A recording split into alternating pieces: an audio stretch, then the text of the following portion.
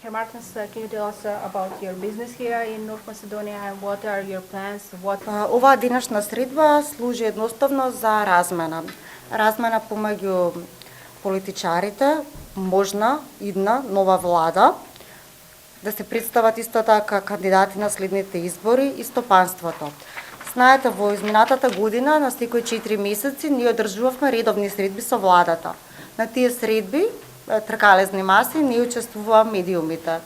Денеска решивме оваа средба да направиме малку поразлична и повторно да видиме кои се предизвиците кои што ги очекуваат компаниите во 2020 година во стопанството. Значи дека ќе разговараат и за политика, односно за идните избори, кандидати за власт? Не е ова точно, дека зборуваме со идните политички кандидати, односно политичката власт. Знаете, ние сме отворени, исто ваква средба може да се организира и кажавме слободно дека стоиме на располагање да организираме исто другата партија која што сака да превземе власта.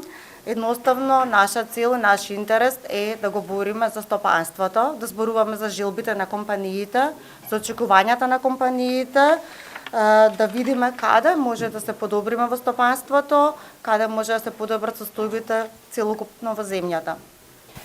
When Macedonia became open negotiation with the European Union, do you think that the German companies will be more interesting to invest and open business? Знаете, интересот на германските инвеститори за Северна Македонија е доста голем и во изминатите години и сега.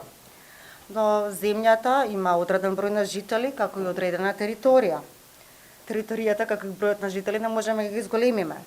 Но тука се менува интересот на областите на инвестирање. Инвеститорите ќе имаат друг фокус и во други стопански сфери да инвестираат во земјата. Кога зборуваме за пристапноста пред инвеститорите на Северна Македонија во ЕУ, тоа не ги загрижува нив. Напротив, тие гледаат еден зголемен пазар, гледаат начин да се хармонизираат законите, дали се прашање царини или даноци со оние што се во Европа. Може да гледаат и во Минатата 2019 година дадовте изјава со која што оценивте нула работата на владата. Таа беше најавена 19-та као година на економска година, година на економски бум. Како ја оценувате сега, од кога заврши 2019 година, што е направено, што не е направено и веста за која што зборувате, дека ние сме оцениле работата на владата со нула, никогаш не била така искомуницирана.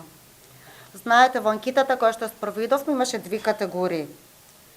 Дали сте задоволни од работата и не сме толку задоволни.